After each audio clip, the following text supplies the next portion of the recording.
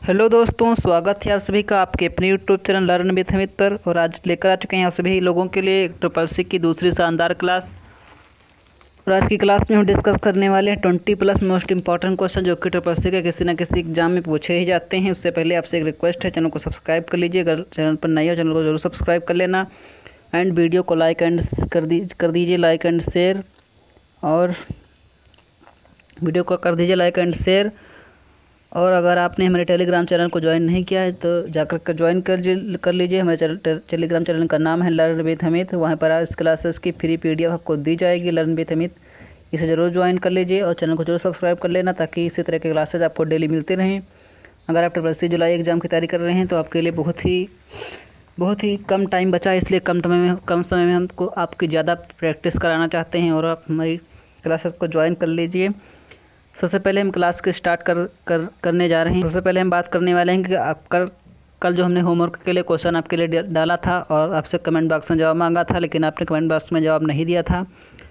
तो उसका आंसर था, हमने क्वेश्चन आपको दिया था, पहली विंडोज़ कौन थी, पहली विंडोज़ कब लॉन्च हुई थी। पहली विंडोज़ आपको पता है 1985 में लॉन्च हुई थी, यही आपको लिखना था, लेकिन आपने नहीं लिखा। आज का जो होमवर्क का क्वेश्चन रहेगा क्लास के आखिरी में सबसे लास्ट में बताया जाएगा और उससे कमेंट बॉक्स में आज ज़रूर लिखना है। आज का भी क्वेश्चन, आज का भी आंसर, कल का भी आंसर लिखना है। तो सबसे पहले बात कर लेंगे। और इससे पहले अगर आपने हमारी कंप्यूटर की बेसिक क्लासेस नहीं देखी, थ्योरी वाइज क्लासेस नहीं देखी तो जाकर के देख लीजिए, लिंक डिस्क्रिप्शन बॉक्स में है और प्ले लिस्ट बनी हुई है, जाकर के देख लीजिए। वहाँ से आपकी तैयारी बहुत अच्छी हो जाएगी। और ये क्लासेज आपको डेली मॉक टेस्ट के रूप में लेना है, इस कहीं पर भी स्किप नहीं करना या नहीं तो आपका कोई भी क्वेश्चन आपका छूट जाएगा। पहला क्वेश्चन आपकी स्क्रीन पर आपको दिख ही रहा होगा। संसार का पहला गणक यंत्र कौन सा था? तो आपको बताना है इडवैक था कि यूनिवैक था, यूनिवैक था या फिर CPU या फिर एबेकस। तो इडवैक का फुल फॉर्म आपको याद रखना है। आपका इडवैक का फुल फॉर्म था इलेक्ट्रॉनिक डिस्क्रीट वेरिएबल ऑटोमेटिक, यानी इलेक्ट्रॉनिक डिस्क्रीट वेरिएबल ऑटोमेटिक। जबकि यूनिवैक का फुल फॉर्म था यूनिवर्सल ऑटोमेटिक कंप्यूटर। ये सब हमने करा दिया है, पहले दूसरी क्लास जरूर देखना। और CPU का फुल फॉर्म था सेंट्रल प्रोसेसिंग यूनिट। अबेकस ये आपका राइट आंसर हो जाएगा। अब राइट आंसर आपका हो जाएगा अबेकस, जो कि संसार का पहला गणक यंत्र था अबेकस, जिसे खोजा था टिम क्रेनर ने। टिम क्रेनर ने इसे बनाया था। टिम क्रेनर ने 1900 आपका टिम क्रेनर ने इसे बनाया था। जो इसका यूज हुआ था सबसे पहले उसे प्राचीन बेबीलोन और चीन में हुआ था इसका यूज सबसे पहले। नेक्स्ट क्वेश्चन की बात कर लेते हैं। आपके स्क्रीन पर आपको दिख रहा होगा क्वेश्चन, CPU के कितने भाग होते हैं? तो आपको बताना है CPU के कितने भाग होते हैं। 2 भाग होते हैं, 2 होते हैं, सॉरी 4 भाग होते हैं, 8 भाग होते हैं, 4 भाग होते हैं, 8 भाग होते हैं, या फिर 2 भाग होते हैं या फिर 3 भाग होते हैं। आपको CPU के भागों को यहाँ पर पूछा गया है। यहाँ पर ज़्यादा कोई बड़ी बात है नहीं, ये भी क्वेश्चन आपके ट्रिपल सी एग्जाम में पूछे जाते हैं। जुलाई 2022 एग्ज़ाम की प्रिपरेशन कर लें तो ये क्वेश्चन आपको बहुत ही हेल्प करेंगे। यहाँ से क्लास पूरी देखना और जाकर के PDF जरूर देखना। Learn with Hamid Telegram channel जरूर फॉलो कर लीजिए, वहीं पर हम PDF देंगे इस क्लास की, उससे भी पढ़ना और क्लास भी पूरी देखना। तो CPU के आपके भाग होते, तो आपको पता होगा CPU के आपके 3 भाग होते हैं। CPU को कंप्यूटर का हृदय कहा जाता है, मस्तिष्क कहा जाता है और भी कई इसके नाम है। कंप्यूटर का दिमाग भी कहा जाता है, कई नाम है CPU के। तो CPU के आपका जनरली 3 भाग होते हैं। एक तो होता है ALU यानी अर्थमेटिक लॉजिकल यूनिट, एक तो होता है कंट्रोल यूनिट यानी CU, एक होता है MAU यानी मेमोरी यूनिट। आपको पूछा गया है कितने भाग होते हैं, आपको बता देना 3 भाग होते हैं, ALU, CU और MAU यानी control unit, arithmetic logical unit, control unit और MAU यानी मेमोरी यूनिट। चैनल को जरूर सब्सक्राइब कर लेना। नेक्स्ट क्वेश्चन आपके सामने है, विश्व में पहला पूर्ण स्वचालित विद्युत यांत्रिक गणना यंत्र कौन था? विश्व में पहला पूर्ण स्वचालित विद्युत यांत्रिक गणना यंत्र कौन था? अबेकस आपको मैंने बता ही दिया। अबेकस हमने आपको बता ही दिया कि अबेकस हमने बताया कि आपका पहला गणक यंत्र था। जबकि पूर्ण स्वचालित विद्युत यांत्रिक गणना यंत्र कौन था? पूर्ण स्वचालित विद्युत यांत्रिक गणना, ये आपका अबेकस है, इससे कंफ्यूज न होना, ये अबेकस है। ये अबेकस पूर्ण स्वचालित विद्युत यांत्रिक गणना यंत्र पहला नहीं था।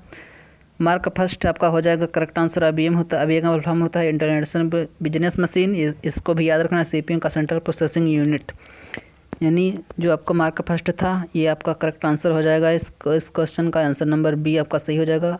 मार्क फर्स्ट पहला यह पूर्ण स्वचालित विद्युत यांत्रिक गणना यंत्र था, यानी पूर्ण entire entire self starting electronic computer था ये। नेक्स्ट क्वेश्चन आपके स्क्रीन पर आपको दिख रहा होगा, डाटा कितने प्रकार का होता है। आपको डाटा बताना है डाटा कितने प्रकार का होता है। डाटा होता है आपका, ये आपका आपसे क्वेश्चन आपसे पूछा गया है कि डाटा कितने प्रकार का होता है। 4 प्रकार का, 6 प्रकार का, 3 प्रकार का या फिर 2 प्रकार का, ये आपसे पूछा गया है डाटा कितने प्रकार का होता है। अब आपको करेक्ट आंसर इसमें से चूज करना है कि डाटा कितने प्रकार का होता है।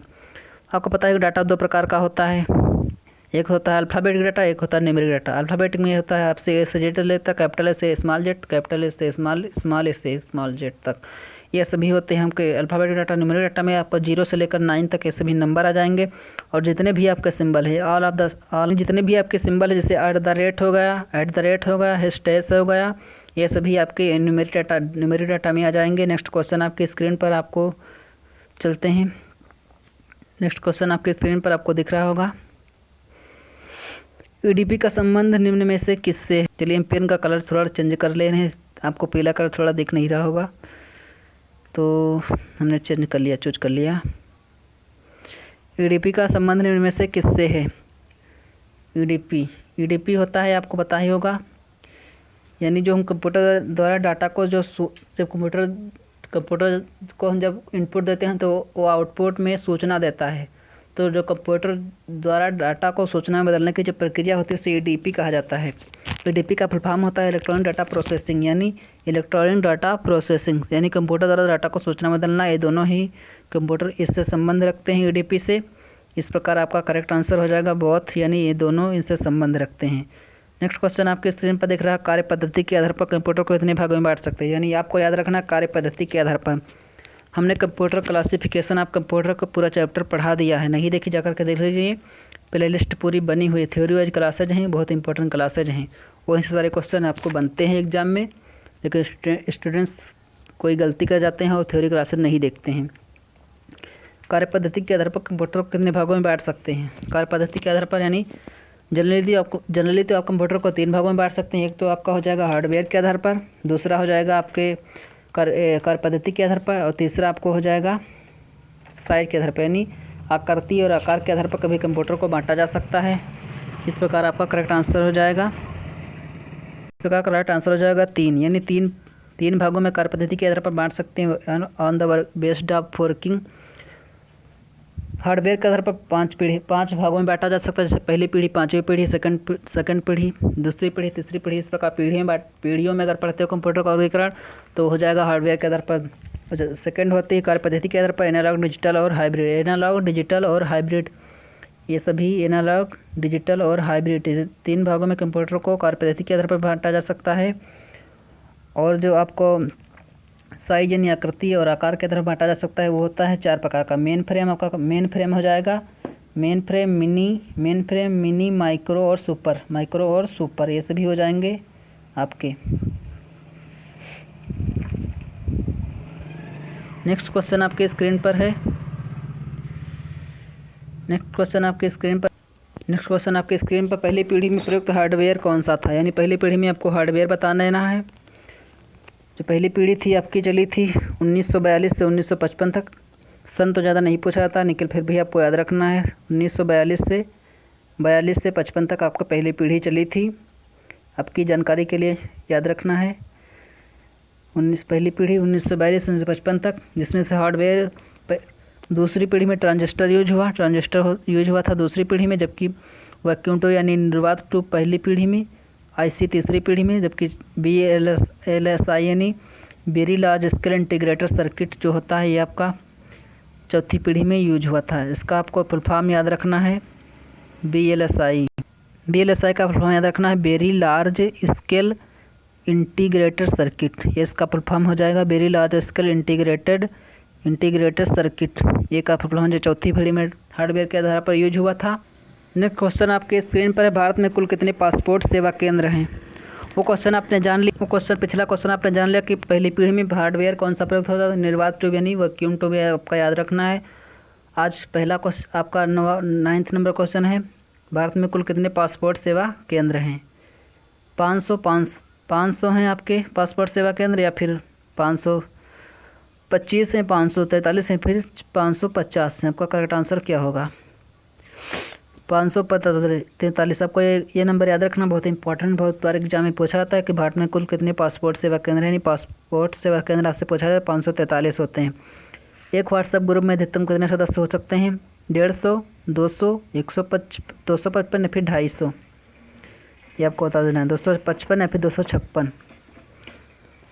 तो आपको जानते ही हो कि पहले आपको 255 होता था, स्टूडेंट से गलती कर देते हैं, याद नहीं रखते हैं। पहले 255 था, लेकिन अब फ्यूचर बदल चुका है, व्हाट्सएप का फीचर बदल चुका है और एक ग्रुप में अधिकतम 256 लोग ऐड हो सकते हैं।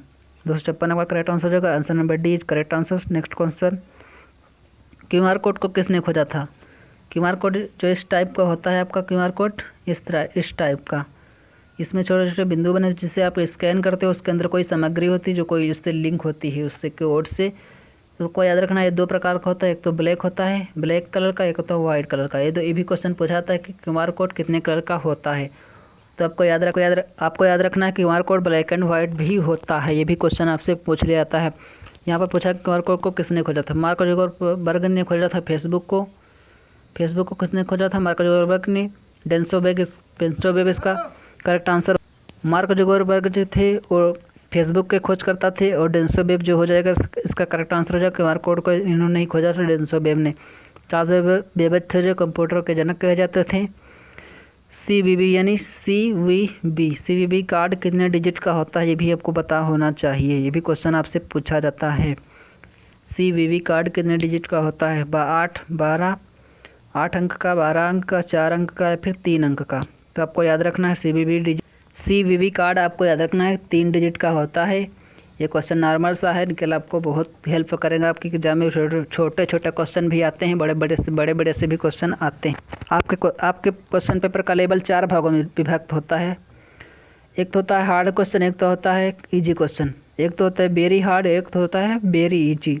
इस तरह से आपका क्वेश्चन का लेवल, आपके पेपर का लेवल बटा होता है। क्योंकि मैंने एग्ज़ाम दिया है और मैं इस बात से भली भांति से परिचित हूँ, इसमें कोई दो राय नहीं। नेक्स्ट क्वेश्चन आपके स्क्रीन पर है, तैयारी कर लीजिए। बहुत कम समय बचा है, 10-15 दिन का टाइम बचा है, इसलिए अपनी तैयारी को जरूर, ताकि ये ग्रेड आपको मिल जाए। अब नेक्स्ट क्वेश्चन आपसे बैंकिंग सेक्टर से पूछ लिया गया कि इंटरनेट सुविधा प्राप्त करने भारत का पहला बैंक कौन सा है? आपको याद रखना है कि बैंकिंग सेक्टर से भी आपसे भर के क्वेश्चन आते हैं, इसलिए आपको सभी चैप्टर तैयार करके जाना है। अभी आपके पास समय है 10-15 दिन के बाद, 10-15 दिन का समय है। आप 4-5 दिनों में सभी चैप्टर क्लियर कर सकते हैं। और दबा की प्रैक्टिस करते रहना।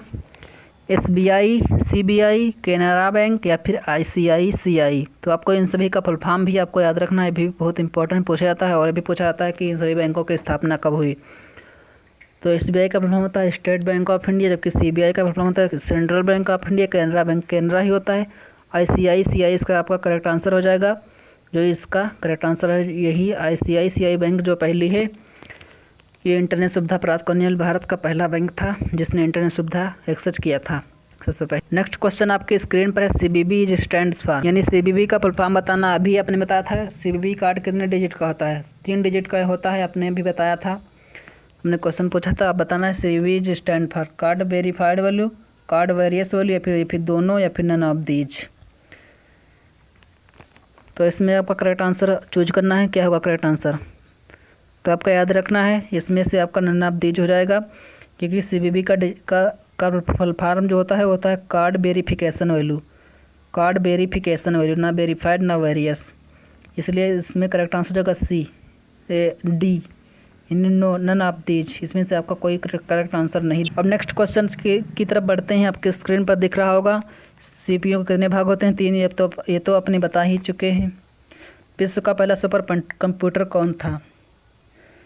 विश्व का पहला सुपर कंप्यूटर, यहाँ पर कंफ्यूज ना होना, भारत का पहला सुपर कंप्यूटर नहीं पूछा गया, यहाँ पर विश्व का पहला सुपर कंप्यूटर यहाँ से पूछा गया। अब आपको पता होगा विश्व का पहला सुपर कंप्यूटर परम 8000 था।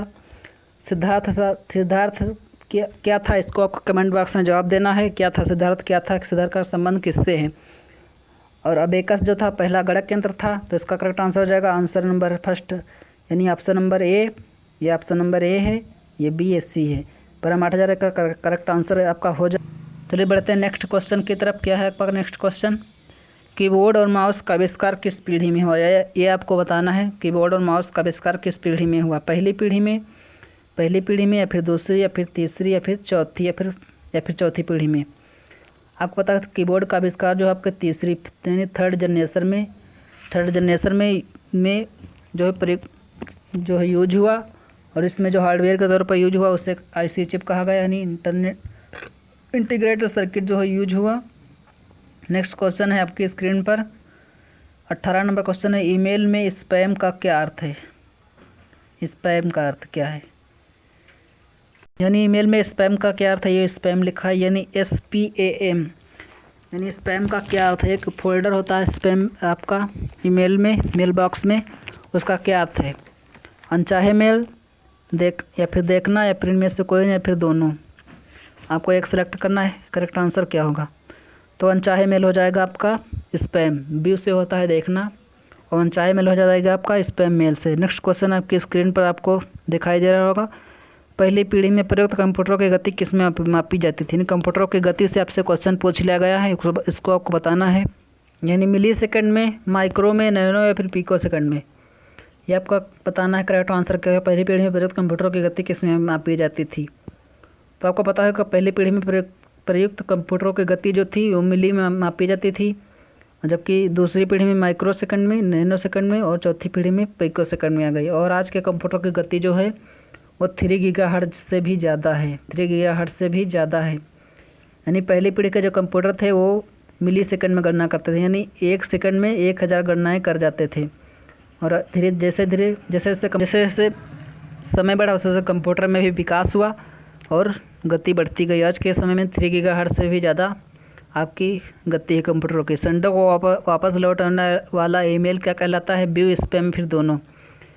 तो आपको पता ही होगा, व्यू जो होता है इससे देखा जाता है, स्पैम यानी अनचाहे मेल, तो ये दोनों से कोई मतलब नहीं रहेगा, ये बाउंस्ड मेल जो हो जाएगा, इसका करेक्ट आंसर हो जाएगा।